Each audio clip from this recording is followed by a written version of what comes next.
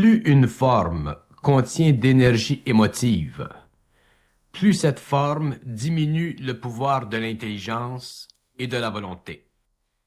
Car l'énergie émotive contenue dans une forme retient l'ego et l'enchaîne de sorte que l'intelligence et le pouvoir de la volonté qui vient avec elle ne peut s'intégrer à la personnalité et lui bénéficier.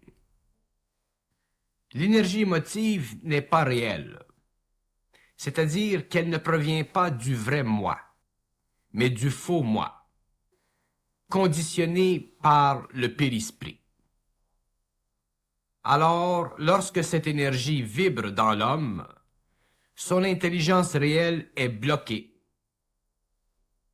L'énergie émotive est une pulsation inférieure et animale de l'homme. Elle se sert du corps animal ou astral de l'homme et le fait souffrir, car l'émotion nécessite qu'il y ait souffrance dans l'expérience, puisque sa réalité est fictive et l'ego, malgré lui-même, doit s'en rendre compte. Mais il s'en rend compte de façon inconsciente, de sorte que l'émotivité continue dans sa vie et l'ego ne s'en sort jamais. Par exemple, être en amour est une souffrance joyeuse et perdre un être cher est une souffrance aiguë. Dans les deux cas opposés, il y a souffrance ou émotivité subjective. Les formes émotives constituent le matériel même dont est construite l'existence humaine. Si l'homme comprenait combien il est prisonnier de cette énergie, combien son intelligence en est affectée, ainsi que sa volonté, il serait révolté à la fois contre lui-même et les forces de vie qui semblent abuser de sa vie, de son intelligence et de sa conscience inférieure. Mais les forces de vie ne peuvent altérer la conscience de l'homme, au-delà de sa capacité émotive, car elles le détruiraient. L'énergie émotive et la forme qui la contient reflètent l'état psychique de l'homme, son état primaire, et cet état ne peut être bouleversé au-delà d'une certaine limite, car l'esprit de l'homme serait obligé de laisser le corps matériel avant le temps prévu. La forme qui contient l'énergie émotive n'est pas sous le contrôle de la partie cosmique de l'homme, tant que ce dernier n'est pas suffisamment présent dans sa conscience réelle.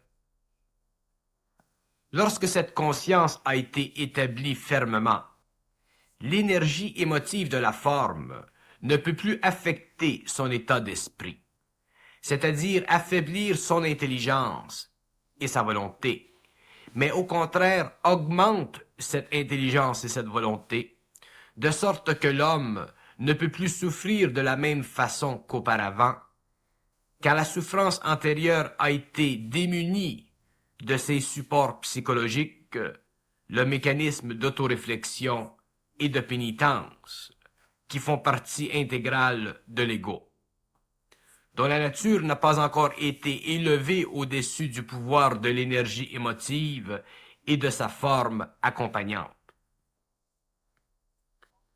La forme qui contient l'énergie émotive est toujours une forme quelconque de mensonge.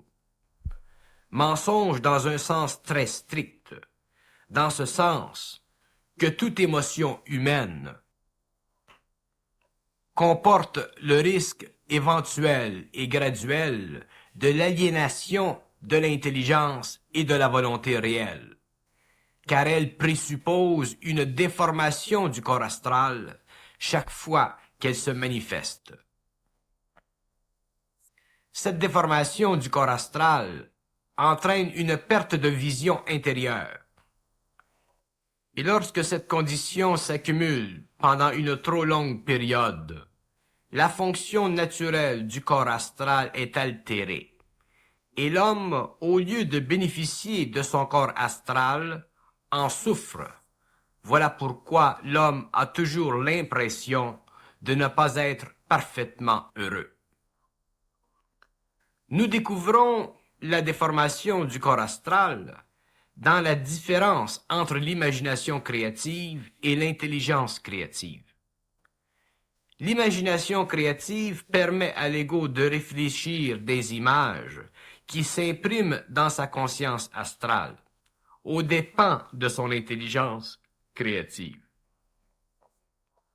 C'est-à-dire que ces images, au lieu d'apparaître en lui d'une façon continue et consistante, apparaissent de façon intermittente et ne possèdent pas la qualité fondamentale de ce qui est intelligent et créatif, c'est-à-dire continu. Or, l'imagination créative ne possède pas de continuité.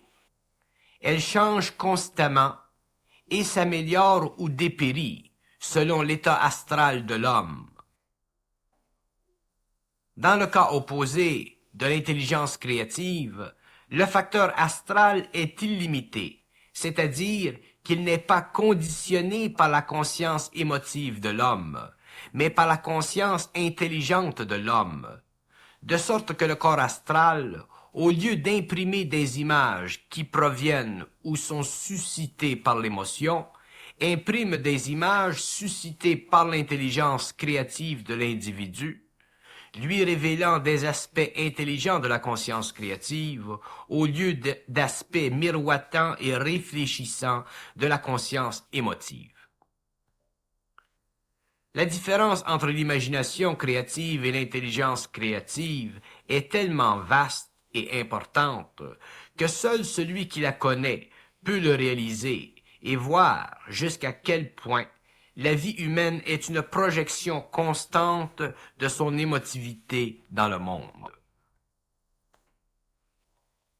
L'énergie émotive et sa forme accompagnante colorent la conscience astrale de l'homme, de sorte que cette conscience merveilleuse, au lieu de servir créativement l'homme, sert des forces qui sont anti-homme, anti-esprit, anti-intelligence.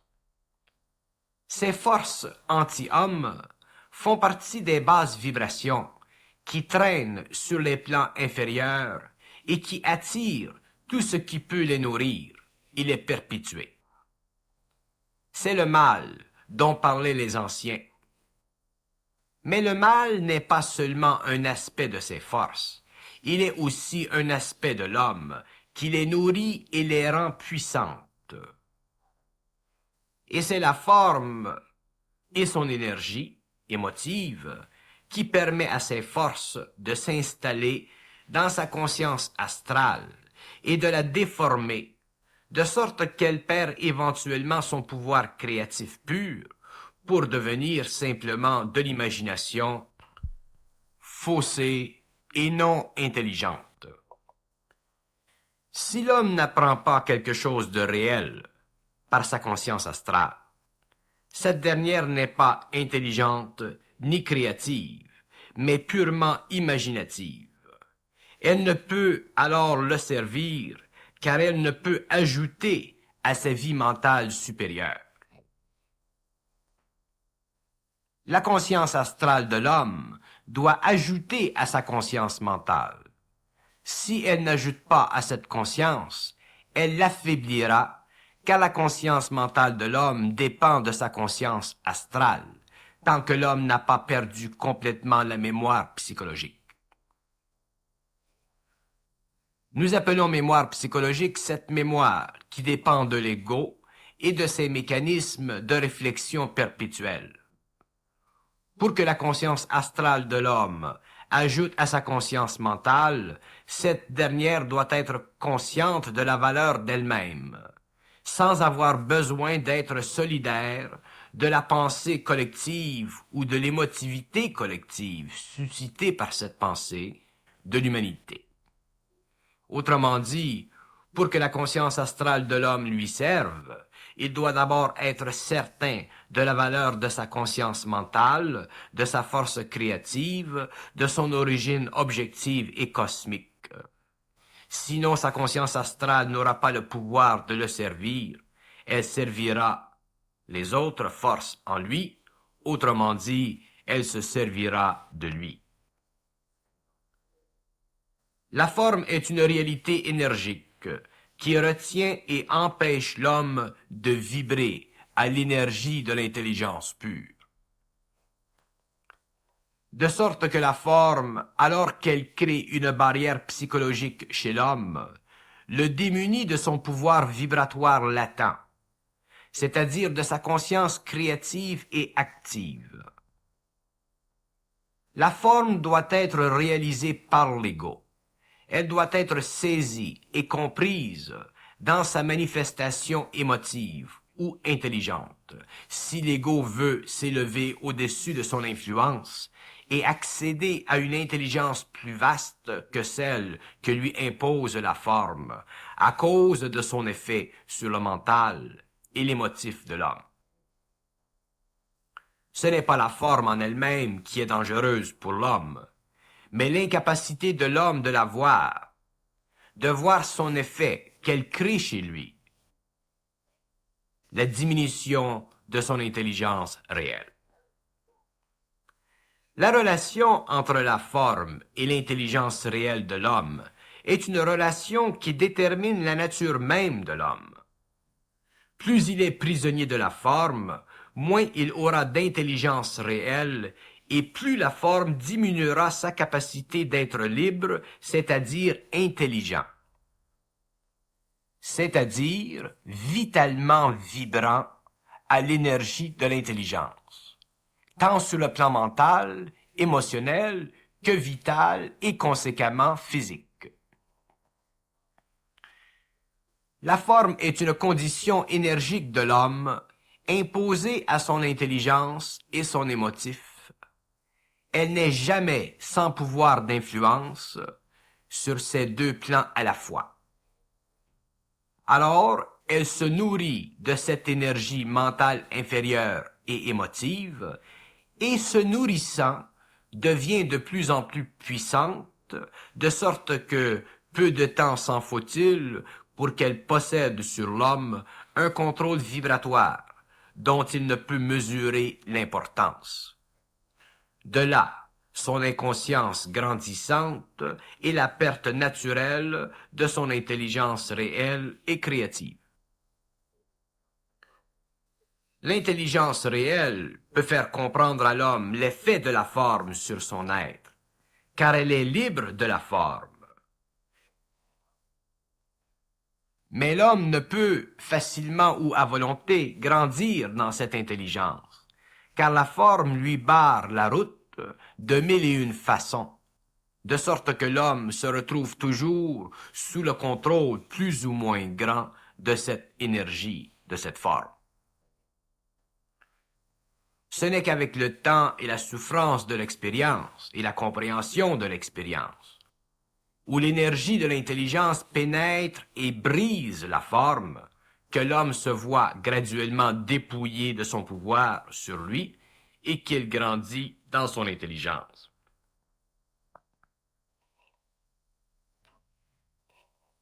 La forme mentale, la pensée subjective, crée dans l'homme une distorsion de sa réalité de vie, de sorte que son émotivité naturelle, au lieu de lui apporter le confort astral, c'est-à-dire le bien-être, le lui enlève pour le remplacer par une sorte d'angoisse qui colle toujours à sa conscience. Il ne semble jamais pouvoir se sentir parfaitement bien et d'une façon permanente. Il y a toujours quelque chose qui cloche et qui sonne faux dans sa vie. Cette forme doit être vaincue, et elle ne peut l'être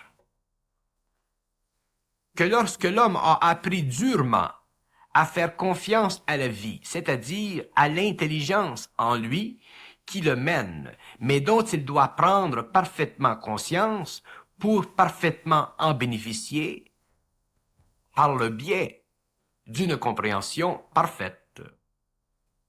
L'énergie de l'intelligence, lorsqu'elle pénètre dans l'homme, crée toujours un choc vibratoire, c'est-à-dire qu'elle crée une sorte de désordre psychique. L'homme alors doit comprendre que ce désordre psychique, ce déséquilibre temporaire, est créé par l'énergie et son contact avec la forme en lui. Lorsqu'il est habitué à ce désordre, ce déséquilibre vibratoire, qui lui enlève temporairement le faux calme, il doit apprendre à le subir, à le souffrir, à le vivre avec autant de patience possible selon son état, c'est-à-dire sans que la forme mentale ou émotive intervienne pour rempirer son état. S'il parvient à saisir ceci, il ne souffrira pas de la forme, simplement de l'énergie, et sa confiance dans l'énergie de l'intelligence grandira, c'est-à-dire qu'il comprendra que ce qui se passe en lui est énergique et non psychologique, et la forme perdra sur lui son emprise.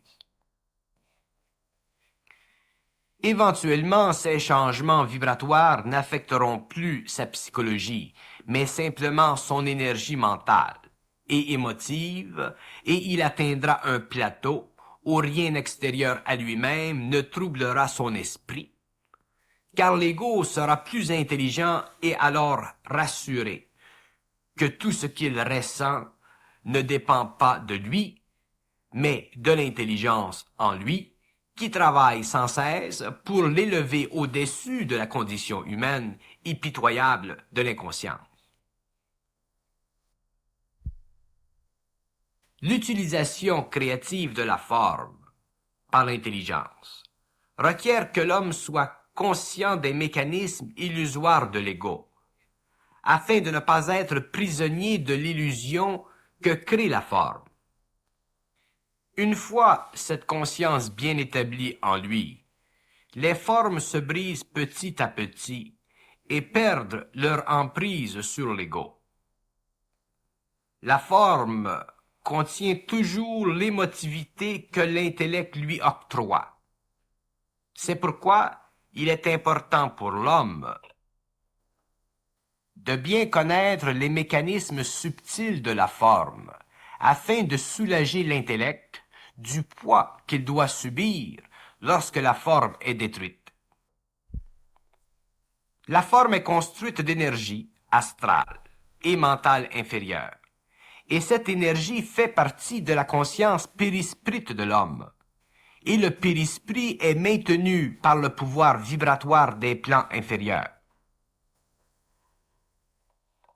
Si l'homme était soudainement libéré de son périsprit, sans préavis, sans compréhension de ce qui lui arrive, l'ego serait incapable de subir l'entrée de l'énergie de l'intelligence, et la souffrance serait telle qu'il préférerait mourir que d'être soudainement incapable de vivre ce vide extraordinaire qui se fait lorsqu'une telle condition se produit. Voilà pourquoi la forme doit être détruite graduellement, afin que l'énergie pénètre graduellement. L'énergie de la forme soutient l'ego. Elle lui donne son sens d'être-té, de sécurité. Elle lui donne sa conscience subjective. Pour que l'ego vive sans ce support, il doit être amené à une intelligence plus stable et plus grande de lui-même graduellement. Le temps est un facteur de grande importance, sinon l'ego perdrait l'esprit et serait obligé de revivre un nouveau cycle de vie. L'esprit de l'homme est incapable de nourrir l'ego, tant que ce dernier n'est pas suffisant dans l'équilibre de ses corps subtils. Or, les corps subtils subissent constamment des impressions, et ces impressions les colorent, et c'est cette coloration qui est la mesure de l'ego, de sa réflexion dans le périsprit. Et tant que l'ego n'est pas suffisamment équilibré dans ses corps subtils, l'esprit de l'homme ne peut pas être libre de ses corps, de sorte que l'homme ne peut pas libérer son esprit et s'en servir. Tant qu'il ne peut pas libérer son esprit, c'est-à-dire qu'il ne peut pas se servir de l'énergie de sa mémoire, il ne peut entrer dans le monde éthérique, car pour entrer dans l'éther, l'homme a besoin de toutes ses facultés, c'est-à-dire qu'il a besoin d'une vision double, qui est la vision de son esprit. Car l'éther est un monde que l'on pénètre par l'esprit, et non par l'astral, ou par la partie inférieure de l'homme. Et toute l'énergie qui est dans la forme doit être transmutée, afin de libérer l'esprit de l'homme. La forme est magnétique, c'est-à-dire qu'elle tire vers le bas l'énergie de l'esprit. Et c'est ce magnétisme qui empêche l'esprit d'être libéré et l'ego d'être intelligent cosmiquement parlant. Le magnétisme de la forme est tellement puissant que s'il est diminué par un choc quelconque, par exemple, nous constatons alors que l'homme peut devenir dépressif. Or, il faut tout considérer lorsque nous parlons de l'homme, de son esprit, de son ego et de la forme. Et l'enjeu de son évolution vers une conscience supérieure se joue ici. L'énergie de la forme non réalisée crée dans l'homme la prison de son esprit. Et tant que l'ego n'a pas secoué le pouvoir magnétique de la forme sur son émotif et son mental inférieur, il est voué au cycle de la vie, car la forme se rapporte après la mort et fait partie de la mémoire de l'âme, qui servira à la planification de la vie future sous des conditions nouvelles.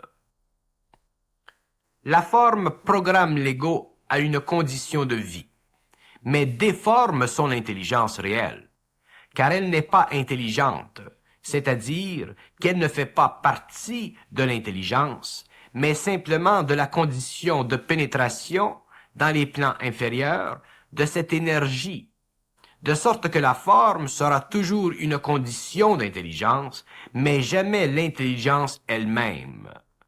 Car l'intelligence crée la forme pour que l'homme puisse absorber petit à petit son énergie, alors que son esprit n'est pas encore libre. Lorsque son esprit sera libre, l'homme n'aura plus besoin de passer par l'illusion de la forme pour évoluer.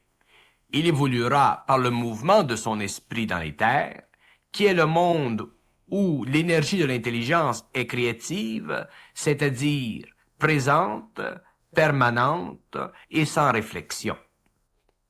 Cette énergie présente et sans réflexion permettra à l'esprit de l'homme de reconnaître en elle ce qu'il doit reconnaître, et cela selon son degré d'évolution, car l'esprit de l'homme possède la vibration de son énergie, et cette énergie convient à son degré d'évolution, de sorte que l'esprit libre de l'homme ne peut être que là où il doit être, dans l'éther de l'intelligence, et c'est cette condition qui fait de l'homme, ou de son esprit, ce qu'il est, ni rien, ni plus. Le phénomène de réflexion de la forme croît graduellement au cours de l'existence, et vient le jour où cette réflexion est assez forte pour que l'ego ait l'impression d'être humain, c'est-à-dire d'être un homme, lorsqu'en fait l'homme est un devenir dont l'aboutissement n'est pas encore en vue sur le globe terrestre. Et cette illusion d'être humain correspond à une vibration inférieure de l'esprit de l'homme. Et c'est cette vibration qui crée dans l'ego la réflexion qui lie l'homme à la matière et lui rend la tâche philosophique si difficile. Car l'homme d'aujourd'hui n'est pas encore dans sa réalité complétée. de sorte que le terrestre s'intéresse naturellement à la matière ou à la spiritualité, lorsqu'en fait il ne devrait être conscient que de l'énergie en lui, qui lui donne conscience, c'est-à-dire réalité permanente. La forme bloque la conscience de l'énergie, de sorte que l'intelligence qui procède de cette conscience de l'énergie n'est que très faiblement représentée à l'esprit de l'homme. C'est pourquoi les formes qui créent et prédisposent l'ego à une fausse compréhension de la vie doivent être réalisées essentiellement, c'est-à-dire vibratoirement, sinon elles ne peuvent être parfaitement neutralisées dans leurs effets sur le mental et l'émotif. On ne peut philosophiser ou rationaliser les formes, sinon nous en créons d'autres, et l'homme doit les réaliser vibratoirement, et ceci ne peut se faire qu'avec le temps, et non par attitude. Que la forme contienne une énergie qui doit être libérée pour que l'homme perçoive l'énergie de l'intelligence est une des fondations de la psychologie de l'intelligence que connaîtra la 6e race de l'homme. De cette expérience naîtra la transmutation des principes subtils qui mèneront l'homme vers la mutation.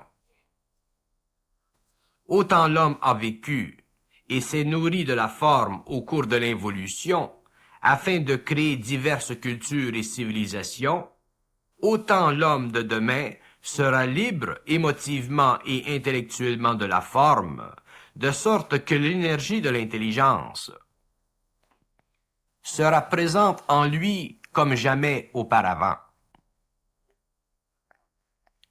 La psychologie de l'intelligence supramentale sera implantée sur la Terre et l'homme ne se nourrira plus de l'extérieur de l'expérience, mais de l'intérieur de l'intelligence instantanée. Sa liberté sera assurée, car son intelligence ne sera plus infectée par l'intelligence de la conscience expérientielle de l'homme. Le domaine de la forme est infini, et ce n'est que dans l'énergie de l'intelligence, dans la conscience supramentale, que l'homme peut s'éviter les pièges multiples qu'elle lui tend. Car la vibration de l'intelligence ne ment pas, elle est absolue.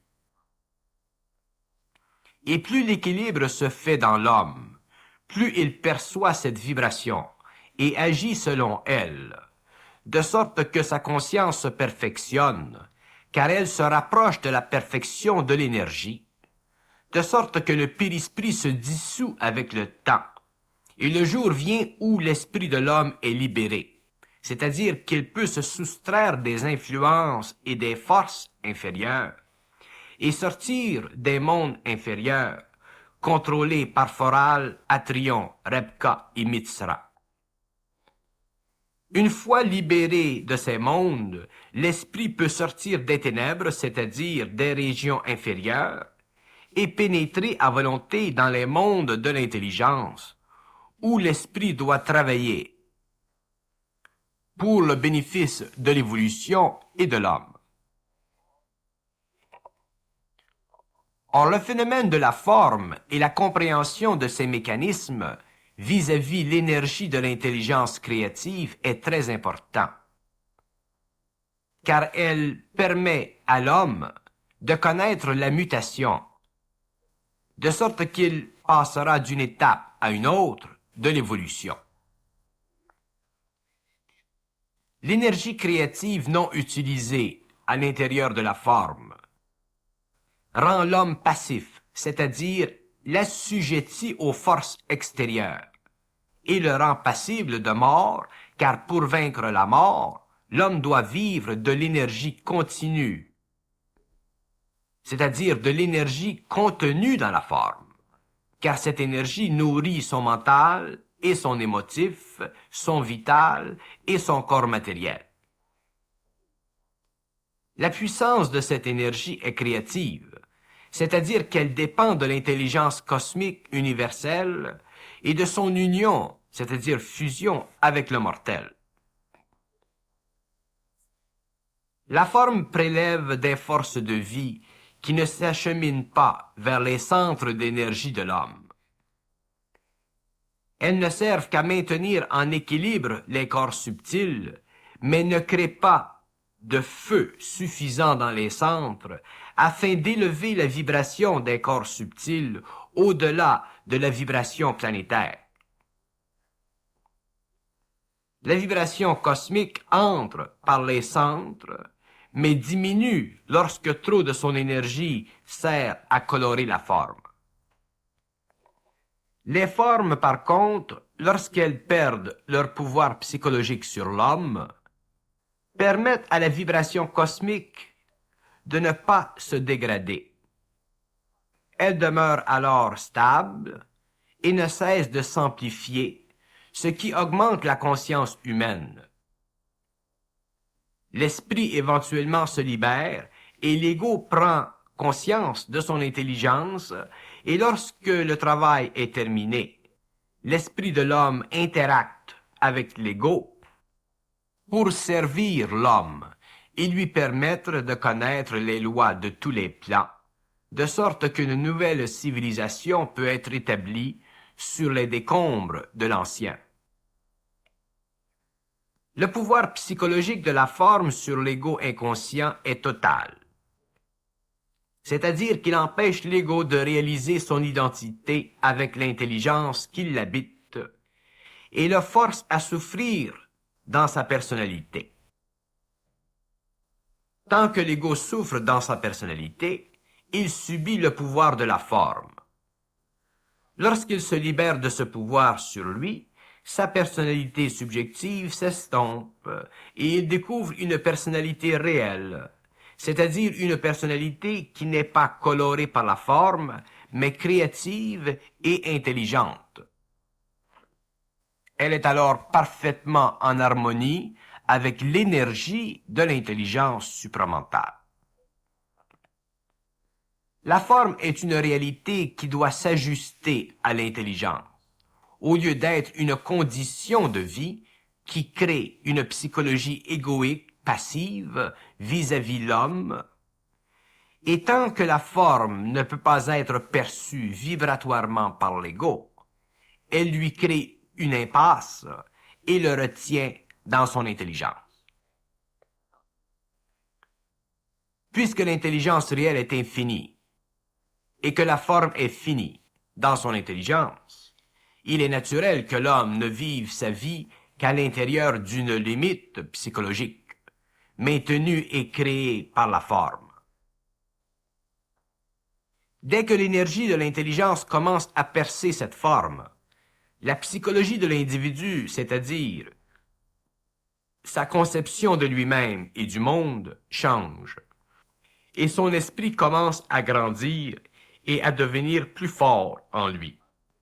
De sorte qu'avec le temps, et ce changement continu, qui ne peut plus être arrêté, son intelligence grandit et sa vie se stabilise à un autre niveau. Elle se clarifie et devient plus réelle et limpide. La psychologie matérialiste remplace une forme par une autre dans son traitement psychologique de l'être humain. La psychologie de l'intelligence, c'est-à-dire la science de l'intelligence, qui vient du plan supramental, permettra de reconnaître le jeu de la forme et son emprise sur l'intellect et l'émotion, de sorte que l'homme, au lieu de subir une altération de sa personnalité, subira un changement vibratoire de ses corps subtils, de sorte que sa psychologie ne sera plus en fonction de la forme, mais en fonction de l'énergie de l'intelligence, qui fait comprendre la présence de la forme et son influence sur l'ego. Puisque tout est énergie et que la forme est énergie, seule l'intelligence supramentale peut faire reconnaître à l'homme la vibration. tandis que l'intellect lui fera reconnaître la réflexion. Et tant que l'homme vit de réflexion plutôt que de vibration ou d'énergie vibratoire, il s'encapsule à l'intérieur d'une illusion globale qu'on appelle la psychologie de la personnalité. Ce n'est pas la personnalité qui doit être l'arrière-fond de la vie de l'homme, mais l'intelligence réelle qui active ses corps subtils et leur donne une vibration qui devient sa conscience supramentale de l'être. L'homme doit être conscient de l'intelligence en lui, dès que vibre la forme, afin de ne pas perdre d'énergie vitale. Car l'émotivité ressentie lorsque la forme vibre diminue les forces de vitalité chez l'homme, de sorte qu'il vieillit prématurément à cause de cette perte d'énergie créée par la vibration de la forme et son effet. Émotivement, l'être humain est constamment menacé dans sa survie. Et cette menace s'accroît lorsque l'équilibre dans le monde diminue. De sorte que viendra le jour où l'homme verra que l'équilibre mondial est totalement rompu, et cette expérience lui enlèvera tout support psychologique, et il perdra une grande quantité d'énergie, une quantité anormale d'énergie vitale. Et ceci créera une grande vague de dépression nerveuse. La forme et son effet sur l'émotif se transmet sur le plan vital, de sorte que peu s'en faut pour que la maladie mine l'existence et la rende encore plus pénible. Ainsi, si nous parlons de la forme et de l'énergie qu'elle enlève à l'homme qui ne sait pas la reconnaître et en reconnaître les effets, c'est pour faire comprendre que la vie ne peut être saine que dans et par l'intelligence réelle.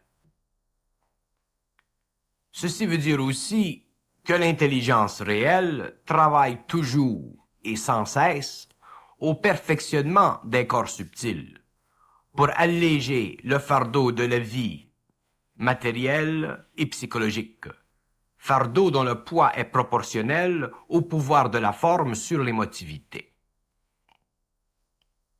Lorsque la forme affecte l'ego, il se crée ce que l'on peut appeler du stress, et l'homme peut accumuler beaucoup de stress. Mais lorsque la forme affecte l'esprit, ce n'est pas le stress qui est responsable, mais le choc. Et le choc est plus dangereux que le stress.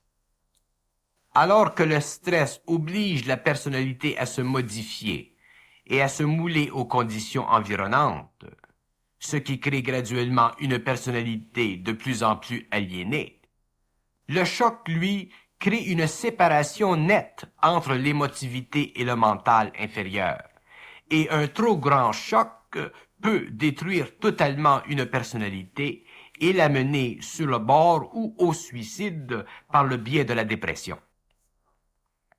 Or, il est important de reconnaître que lorsque l'homme a conscience de la forme et de ses effets, le stress disparaît et le choc devient impossible, car il y a suffisamment d'intelligence réelle en lui pour maintenir l'équilibre entre l'émotif et le mental inférieur. Mais si l'émotif et le mental inférieur ne sont maintenus en équilibre provisoire que par des formes qui sont elles-mêmes incontrôlables, car elles dépendent de l'extérieur de l'homme, il y a peu de chance pour l'homme lorsque se produit dans le monde le choc qui vient de la condition même d'une planète primitive dans son intelligence.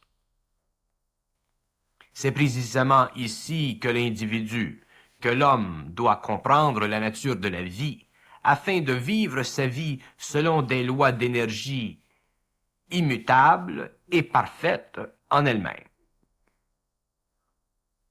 La conscience de l'homme inconscient est primaire, c'est-à-dire qu'elle ne possède pas de pouvoir par elle-même, lorsque le choc dissocie le mental et l'émotif.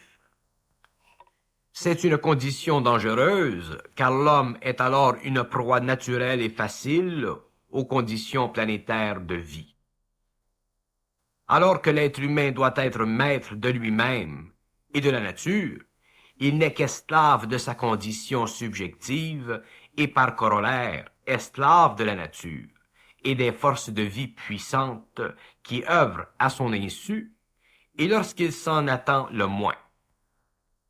Remarquez que les forces de vie ne s'abattent jamais sur l'homme lorsqu'il en est précisément avisé. Au contraire, elles le frappent comme un voleur lorsqu'il s'en attend le moins. C'est pourquoi il doit être toujours prêt à faire face à toute éventualité, et c'est pourquoi l'intelligence vibratoire travaille constamment sur ses corps lorsqu'il commence à se conscientiser, afin de le renforcer et l'amener à un point tel de conscience que les forces de vie ne puissent plus l'affecter lorsqu'elles se déchaînent. La réalisation chez l'homme de l'importance de reconnaître la forme selon sa vibration et d'en être libre sera l'indicateur universel de la nouvelle conscience planétaire. Autant la forme aura été la cause du mensonge visant à maintenir l'homme dans l'ignorance, autant la conscience vibratoire de ce dernier l'informera parfaitement de la forme et de sa fonction, de sorte que l'homme ne sera jamais plus l'inévitable bouc émissaire de la stupidité organisée que nous retrouvons à la fin d'une 5e sous-race qui ne connaît pas la vie de sa loi, ni la loi de sa vie.